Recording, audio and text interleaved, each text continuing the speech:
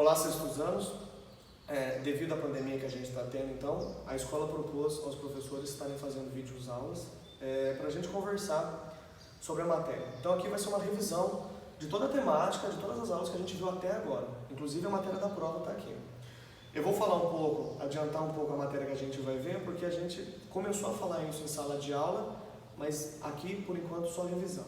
Já dando um aviso, sala, sextos anos, vai haver uma lista no plural, maestro, para a gente estar fazendo exercícios, enfim, tudo essa matéria por enquanto. Tudo bem?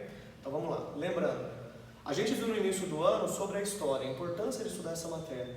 Lembram das 3 perguntinhas? Quando, onde, por quê? Ou seja, o historiador é aquela pessoa que vai pesquisar, questionar e analisar um período histórico. E aí, qual a importância dessa matéria? Eu vou estudar as ações humanas em determinado tempo e lugar. O que o historiador precisa? Lembra que a gente conversou? Documentos históricos. Agora mesmo a gente está fazendo um documento histórico aqui, audiovisual. Mas eu tenho documento escrito, eu tenho documento falado, eu tenho documento, por exemplo, material, ou seja, a construção, as pirâmides e o imaterial, que são aqueles documentos que eu não consigo pegar de fato, mas eu consigo estudar. Capoeira, a religião.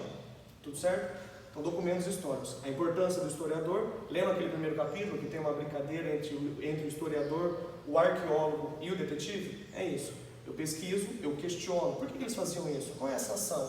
O que aconteceu em 2020 que a escola Educar se propôs a ter aula dessa forma? E aí eu analiso todo o ambiente no tempo e espaço.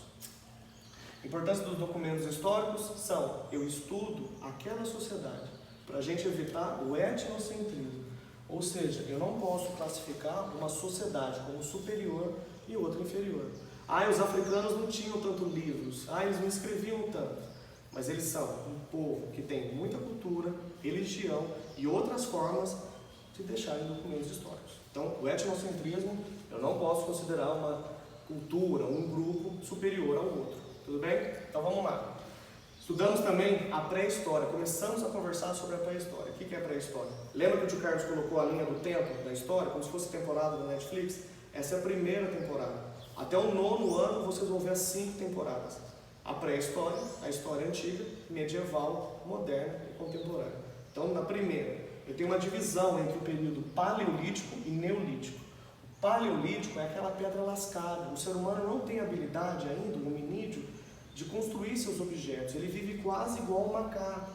Lembrem, não há um sentido de falar que o homem veio do macaco, é um sentido de evolução ou criação, a gente já conversa sobre isso, da evolução do homem. O paleolítico, então, o homem se compromete com sobrevivência. Ele não cria mecanismos de defesa, ele só quer sobreviver.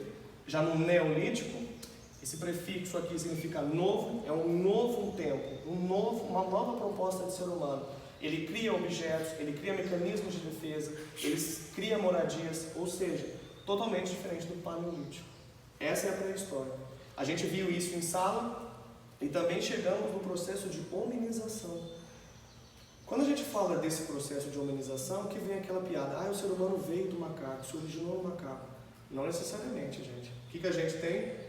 A família dos hominídeos, onde eu tenho o gorila, o orangotango, o chimpanzé e o ser humano.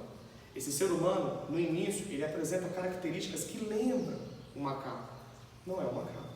Então, por exemplo, a gente conversou em sala, o polegar opositor, a caixa craniana aumenta, a habilidade de ter movimentos nas mãos, o braço diminui, a perna aumenta, ele consegue andar. O calcanhar atinge um limite quando ele consegue andar por longas distâncias, isso no causa dor.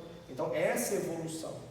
Mas tio Carlos, eu não acredito nisso, minha religião acredita na criação. Tudo bem, são teorias, evolucionista ou criacionista. A importância da gente estudar isso é qual você acredita, qual a sua opinião sobre isso. Evolução, haveria um descendente comum, um ancestral, e ele foi evoluindo.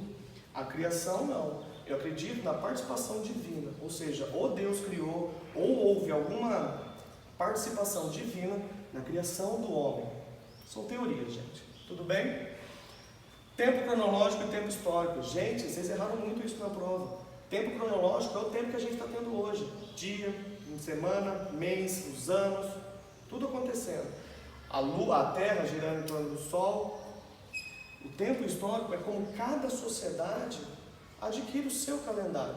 Por exemplo, eu posso falar dos árabes. Eles acreditam que numa religião islâmica inicia o calendário deles. O nosso é segundo o nascimento de Jesus Cristo. Os judeus, segundo a Torá, um livro que para eles a criação do mundo seria o ano 1, o primeiro ano. Então, essa classificação faz com que a gente tenha etnocentrismo também, que a gente tem que evitar. Eu não posso considerar, o nosso é mais certo, o nosso é mais correto. Não. Mesma coisa, as teorias aqui embaixo. Tio Carlos, mas é Adão e Eva. Tio Carlos, é o sopro que Deus deu sobre um barro, que ele fez surgir o ser humano. Tio Carlos, mas a ciência mostra tanto. É a sua opinião que importa. Não você considerar uma inferior ou a sua superior.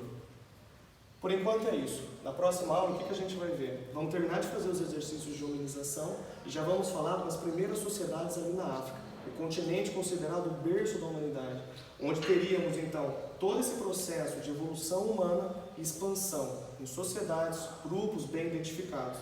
No final do ano a gente já vai ver Grécia, Roma, Egito, aqui na América, os Incas, tudo bem?